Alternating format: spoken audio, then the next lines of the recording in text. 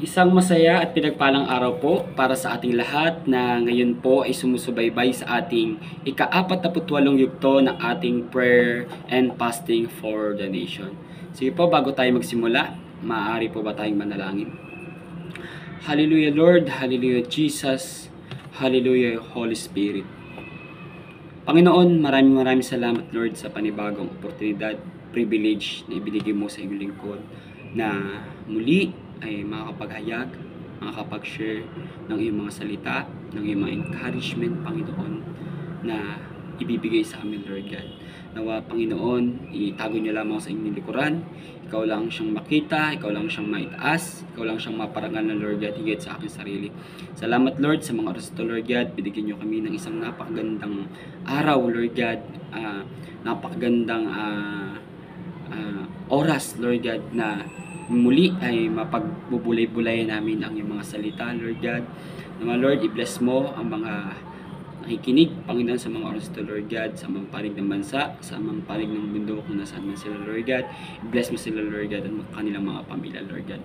Naman, Panginoon, ikaw lang siyang maramdaman, ang iyong presensya lamang yung maramdaman, Panginoon, sa mga oras ito, Lord God. Ang lahat ng makikinig nito, Lord God, ay nawa, Lord, hindi lamang pumasok sa kanang tenga at lalabas sa kaliwang tenga, kundi, Panginoon, dalangin ko, Ama, na dumaretso ito, Lord God, mula sa kibuturan ng kanilang mga puso. Salamat, Lord. Ito lamang aming sa dalangin. In Jesus we pray. Amen. Yan.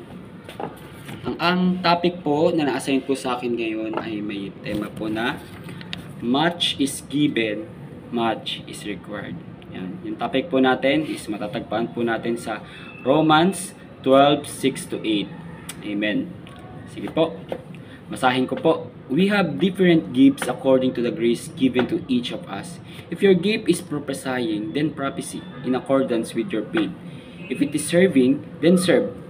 If it is teaching, then teach. If it is encourage, then give encouragement. If it is giving, then give generously. If it is to lead, do it diligently. If it is to show mercy, do it cheerfully. Amen. Isang napakagandang verse na may kinalaman sa ating topic na much is given, much is required. Sabi dito, Jesus teaches that people we held responsible for how they use the gifts, talents, and resources they have received. The more a person is given, the more is expected them. Sige po, basahin ko po sa Tagalog para po sa lahat. Tumanggap tayo ng iba't ibang kaloob ayon sa kagandahang loob ng Diyos. Kaya't gamitin natin ang mga kaloob na iyan kung ang ating kaloob ay pagsasalita ng pahayag mula sa Diyos, magpahayag tayo ayon sa sukat ng ating pananampalataya. Amen. Kung paglilingkod ang ating kaloob, maglingkod tayo. Magturo ang tumanggap ng kaloob sa pagtuturo. 8. Magpalakas ng loob ang may kaloob sa pagpapalakas ng loob. Kung pagbibigay ang inyong kaloob, magbigay kayo ng buong puso. Kung pamumuno naman, mamuno kayo ng buong sikap.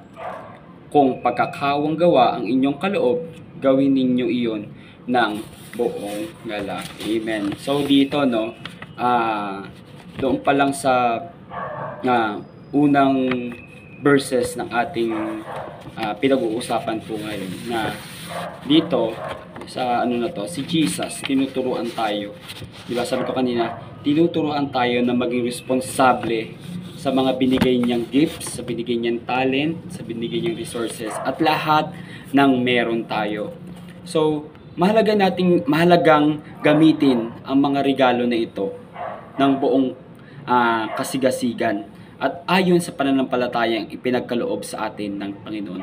So, dito makikita natin na kung gaano ba talaga kahalaga yung natanggap natin sa Panginoon, yung kagandahang loob na tinanggap natin sa Panginoon, yung gifts, yung talents, yung treasure, yung resources na galing sa Panginoon, dapat po pala is ginagamit natin ng buong kasigasigan. Diba? For example po, ito i-relate na lang po natin sa trabaho natin. Tayo po ba pag binigyan tayo ng supervisor natin ng task o ng trabaho na ipinagkatiwala sa atin, Di ba po ba gagawin natin siya ng buong husay? Gagawin natin siya ng buong lakas, ng buong talino, di ba? Para hindi tayo mapahiya sa supervisor natin, para ma-impress natin yung supervisor natin. So, dito, pinapakita lang ng Panginoon na kung tayo, sinasabi sa atin ng Lord na kung tayo is nagagawa natin yun dito sa mundo, why not kung sa Lord natin gagawin? Amen po ba?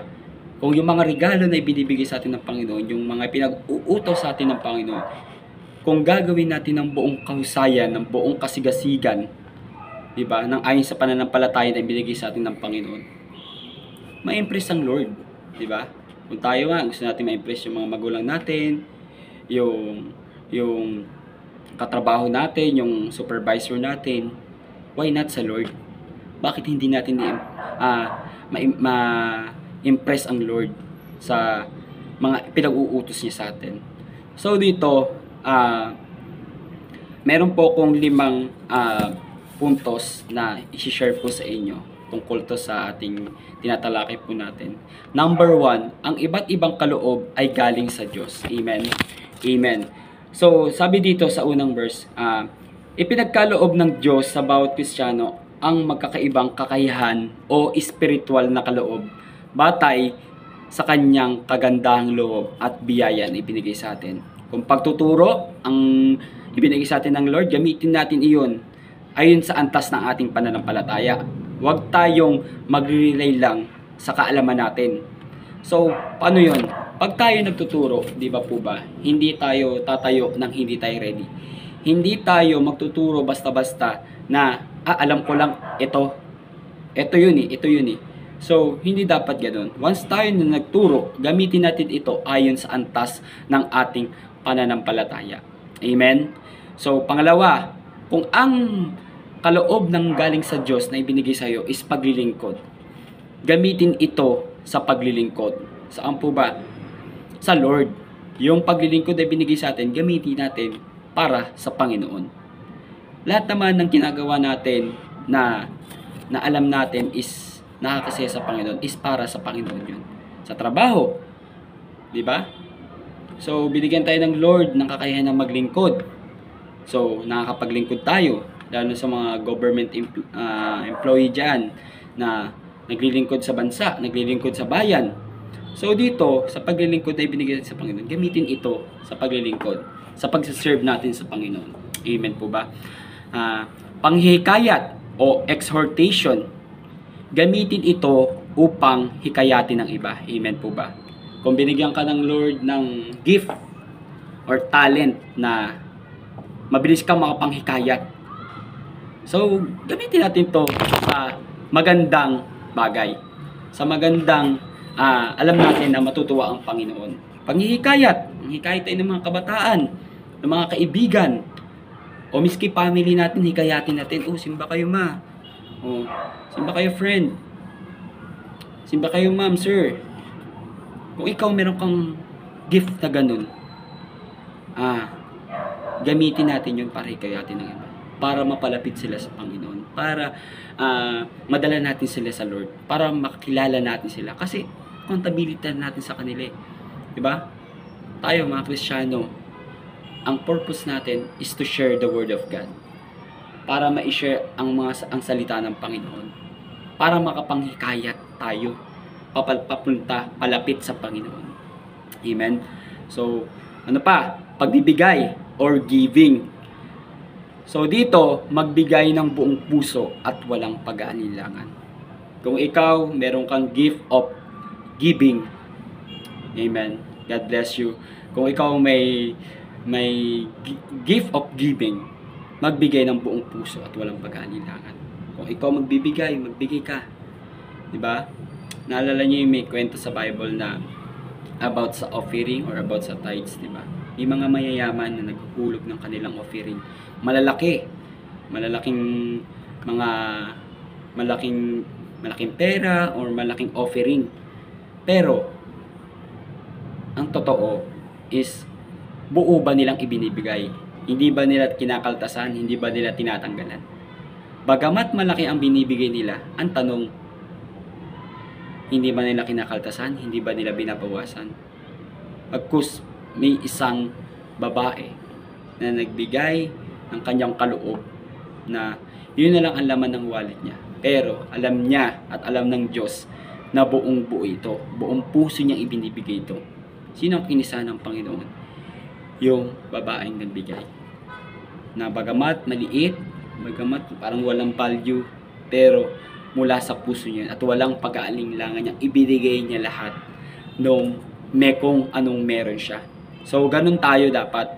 Kung may gift of giving ka, buong puso ibigay mo. Walang pag-aalinlangan. Amen? Kasi mas gusto, ang tinitingnan ng Panginoon is yung puso natin.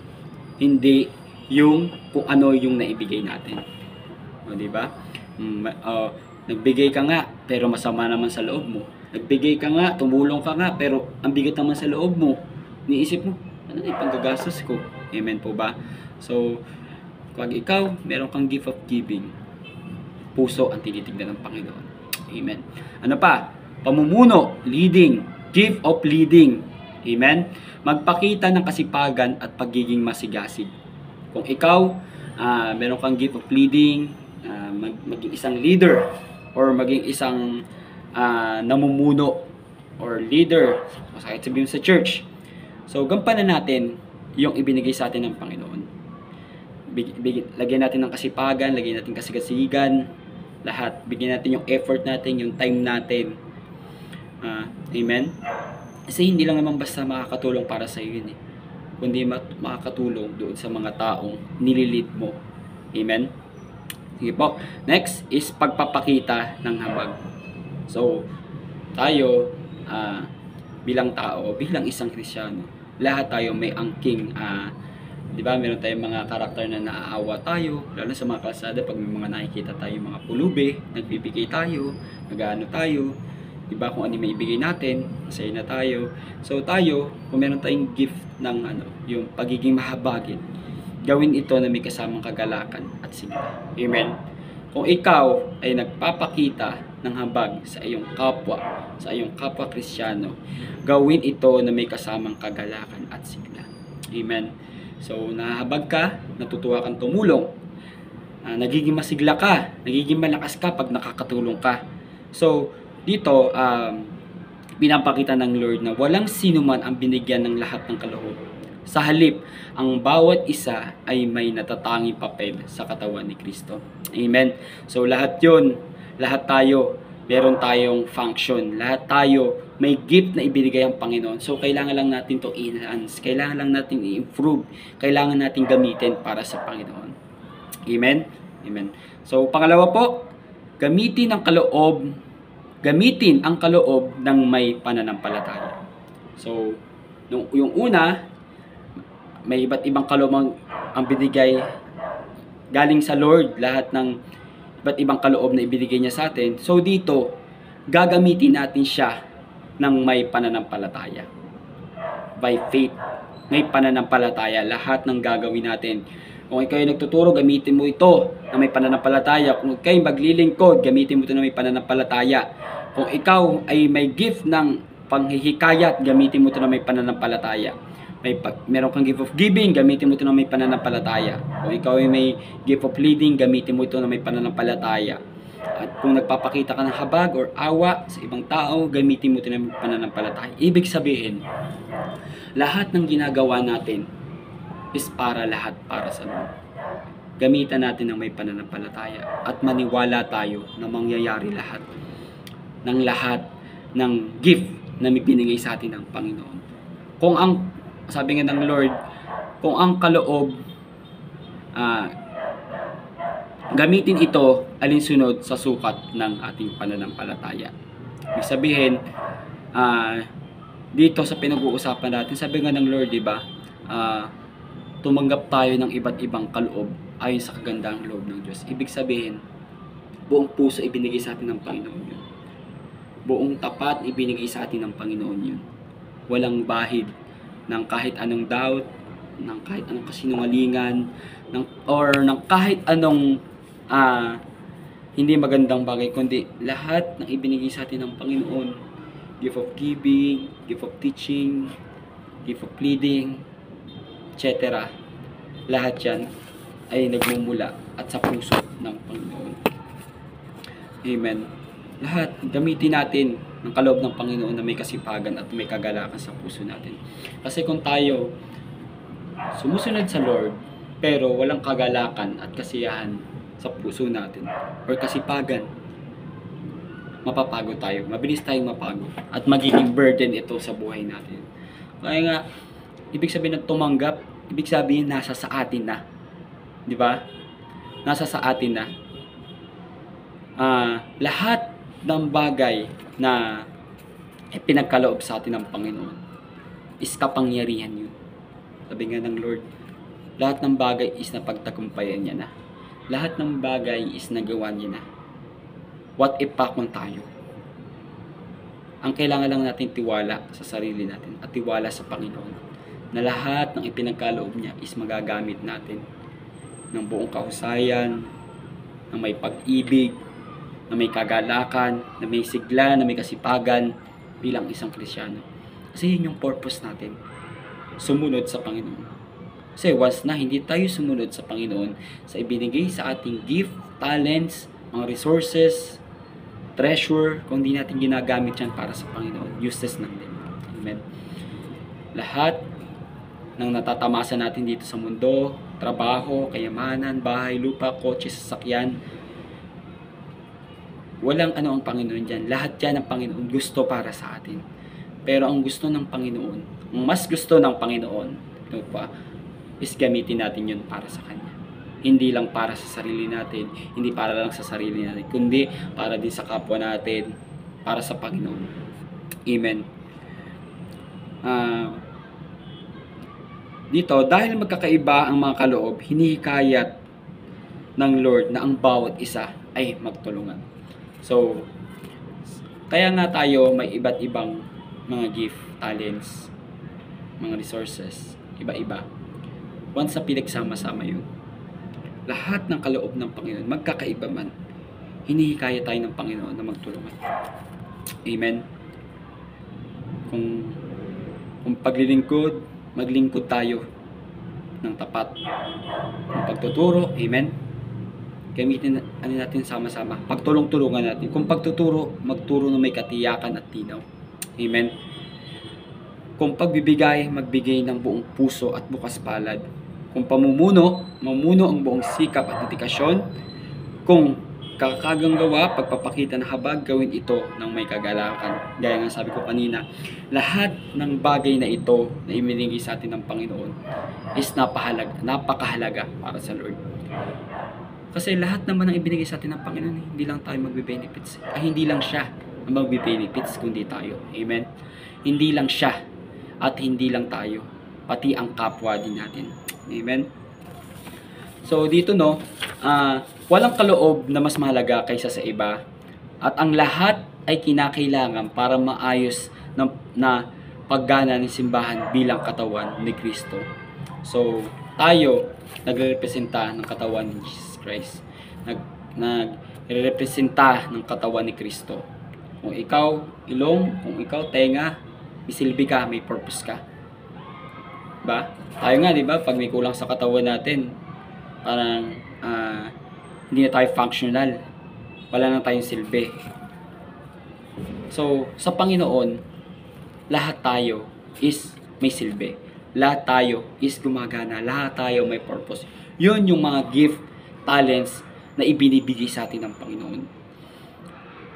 Ang kailangan ang isang sangkap para magawa natin lahat yun. Sa lahat ng ibinibigay sa ating Panginoon, wag mawawala ang pagiging mapagkumbaba sa paggamit ng kaloob ng Diyos. Yun yung panglima po natin. Amen. Huwag nating kakaligtaan ang pagiging mapagkumbaba sa paggamit ng kaloob ng Panginoon. Ang pagkilala na ang kaloob ay mula sa Diyos ay hindi sa sarili. Amen. Ay nagtataguyod ng nagtataguyod ng pagpapakumbaba. Hindi dapat ipagmalaki ang kakayahan, kundi gamitin ito para sa kapurihan ng Diyos at sa kapakinabangan ng kapwa. So, dito, may tinuturo din ang Lord sa atin na sa lahat ng nakakamit natin, sa lahat ng talents, sa lahat ng treasure, sa lahat ng gift na ibinigay sa atin ng Panginoon, always remember ang pagkakaroon ng pagpakumbaba. Kailangan ng Lord yan eh. Kailangan ng Panginoon na tayo ay may kababaang loob. Diba sabi ng Panginoon, lahat ng nagpapakataas ay ibababa. At lahat ng nagpapakababa ay itataas ng Panginoon. Amen. Tandaan natin, hindi dapat ipagmalaki ang kakayahan, kundi gamitin ito para sa kapurihan ng Diyos at kapakinabangan ng kapwa. Hindi sinabi ng Diyos na kapakinabangan lang natin, kundi kapakinabangan ng ating kapwa. Kapurihan ng Diyos at kapakinabangan ng kapwa. Una ang Diyos bago ang ating kapwa. So lahat ng binigay sa atin ng Panginoon, gamitin natin ito sa maganda.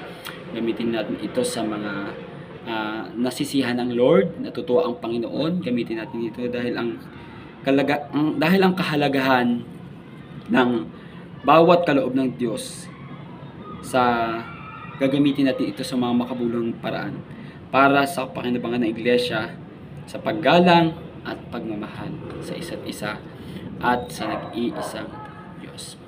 Amen. Yun lang po. Maraming salamat sa Panginoon. Maraming salamat. God bless sa mga nakapakinig ngayon sa ating ika-48 ito ng ating prayer and fasting. Salamat sa Lord. At ngayon po, numako na tayo sa ating closing prayer. Sige, let's closing prayer po. Panginoon, maraming salamat Lord God sa aming mga napag-usapan, sa aming mga natalakay, Father God. Na lahat Lord God na kaloob, kabutihang loob na ibinigay mo sa amin. Yung gift, yung talent, Panginoon, yung treasure Lord God na ibinigay mo sa amin. Lagi namin tatandaan, Panginoon, na hindi lang kami yung magbe-benefits, kundi aming kapwa, Father God. Tinuruan nyo kami, Panginoon, na magkaroon ng pagpapakumbaba, Panginoon. Salamat, Lord, sa bawat isa, Panginoon, na ginagamit mo, Panginoon, na walang sawa, nagsisipag, Panginoon, nagtsatsaga, Lord God, yung mga nag-e-effort, Father God, na sumunod sa mga ipinagagawa mo, sa mga kautusan mo, Father God. Patawarin nyo kami, Lord God, kung may mga times na hindi namin nasusunod ang iyong mga pinag-uutos. Alam namin nagkakasala kami, Panginoon. Kaya namingi kami sa inyo ng kapatawaran, Panginoon, sa lahat-lahat ng aming nagagawa, Father God. Kung may mga hindi man kami nasusunod, Lord God. Sa aming mga napag-usapan ngayon, Panginoon, nawa, Lord God, na magkaroon kami ng pusong dikit sa iyo, Panginoon. Yung personal relationship namin sa iyo, Panginoon. Na huwag mawawala, Father God. Dahil alam namin, Lord, na pag nawala kami sa iyo, Panginoon, na hindi namin alam, Lord God, kung saan kami pupulutin, Lord God. Salamat, Lord, sa napag-usapan namin. Nawa, Lord, ito'y didiretso, Panginoon, sa kaibuturan ng aming mga puso, Panginoon. Bigyan nyo kami ng pusong matyaga, ng pusong masipag, Panginoon, na pahalagahan, Panginoon, ang kabutihang loob na ibinigay mo sa amin, Lord God. Ang kinakailangan lang namin gawin, Panginoon, ay na magkaroon kami, Lord God, ng deep relationship sa iyo, Lord God. Lahat ng kaloob na ibinigay mo sa amin, Lord God, kung ano man ang gifts na ibinigay mo sa amin, Lord God. Talangin namin, Ama, Panginoon, na pahalagahan namin ito, Panginoon. Na isabuhay namin ito, Lord God. Salamat, Lord God. Nagpapasalamat kami, Lord God, dahil pinili nyo kami, Father God. Una pa lamang, Lord God, na inilabas kami ng magulang. Alam mo, Panginoon, at alam namin, Father God, na pinili nyo na kami, Father God. Salamat, Lord. Dalangin namin ang bawat isa, Panginoon, na kapakinig. I-bless mo sila, Lord God, ang kanilang pamilya, Father God. Maging ang bansa namin, Father God. Patuloy mo, Panginoon, na isiwalat, Lord God, ang iba't ibang mga katiwalian, Panginoon, ang iba't ibang hindi magandang pangyayari, Lord God, sa aming bansa, Father God. Tungin mo lang iyong banal na dugo, Lord God, at tanging banal na Espiritu mo lamang siyang kumilos, Panginoon, simula sa pinakamababa hanggang sa pinakamataas na posisyon sa aming bansa, Father God. Salamat, Lord, sa mga nakapakinig, Panginoon, at yung mga hindi nakapakinig, Lord God. Nawa Panginoon, bigyan mo sila ng puso, Panginoon, na maging aware, Panginoon, sa mga nangyayari sa paligid, Lord God. Ang lahat ng ito, Panginoon, ay binibigay namin sa iyo, Panginoon. Ipinagkakatiwala namin sa iyo, Lord God, at pinapaubayan na namin sa iyo, Lord God. Ikaw ang Diyos na nagpapagaling, ikaw ang Diyos na nagpapalakas, ikaw ang Diyos ng aming buhay, at higit sa lahat, ikaw ang Diyos na pinakamataas na walang kapantay, Panginoon, ng kahit sa anong Diyos dito sa mundo, Lord God. Alam namin, Lord, na ang plano mo, Panginoon, ay higit pa sa plano namin, Father God. Salamat, Lord, sa mga oras na ito, Lord God. Dalangin namin, Panginoon, ng mga nakapakinig, Lord God, ay nawa, hindi lamang ito lumabas, pumasok sa kanang tenga, kundi ito'y dumiretso mula sa kaibuturan ng kanilang mga puso, Father God. Salamat, Lord. We thank you, Lord. Jesus, we pray. Amen. Amen.